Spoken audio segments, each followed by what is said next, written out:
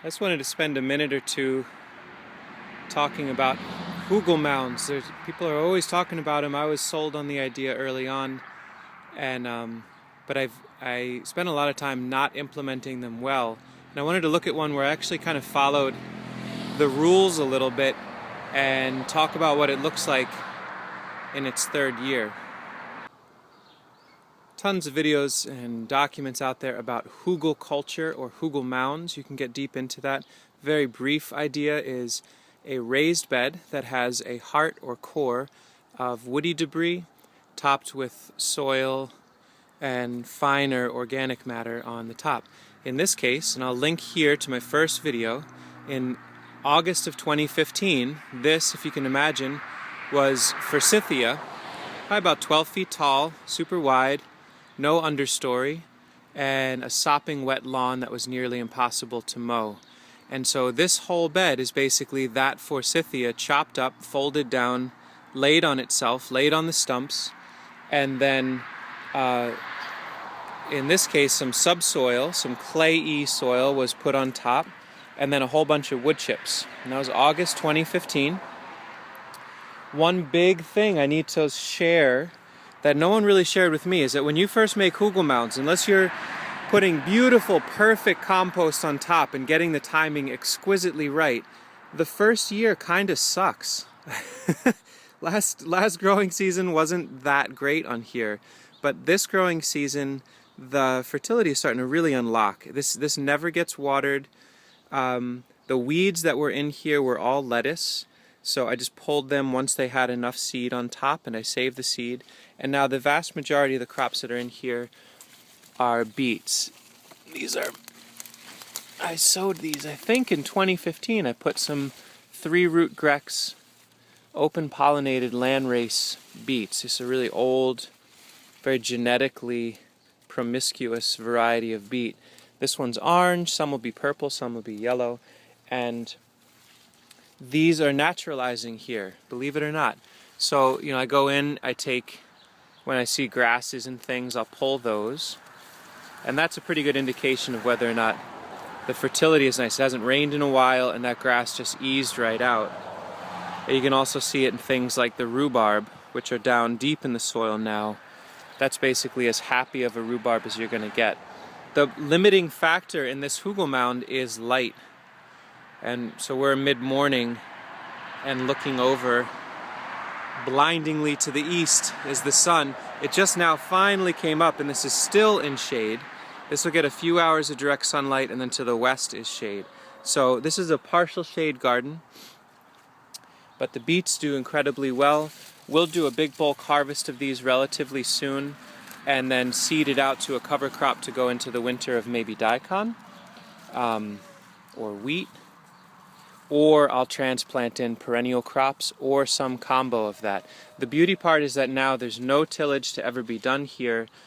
There's no reason for the soil to not just continue to increase in water holding capacity, drainage capacity, fertility, etc., etc., etc. So Hugelmound, as I'm looking through the camera I can see, sure, there's bloody dock and curly dock. There are weeds in here, but as we're ready we can pull them. There's lemon balm that's somehow snuck in, but that's easy enough to manage. What I'm really excited about is the shadiest part of this garden.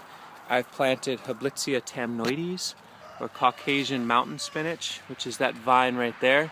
And it's really adoring the super fertility, moist, cool shadiness. And the hope is to get a tall enough crop that's also shade tolerant in here for that to grow on. Some bonuses. There must have been a pawpaw that fell here at some point last fall. And when you get into soil this soft and fertile, basically most seeds that land on it will germinate, for better or worse. So you have the obligation to really pack it. You can't have tons of walking space and room in between all the beds. But this looks like one pawpaw, maybe two, landed here. And so there's some seedling trees that I can dig up in the fall. There's a tulip tree seedling that I didn't plant, but it's here. And we're seeing that rabbits have now found this garden. But the beauty part of not intervening is, just like the pattern seems to show over and over and over again, they're really interested in the leaves, and it seems like they waited until the fruit set. So we'll be able to get seed from it, and the rabbits will be able to eat. So I'm not going to intervene. They need some food too.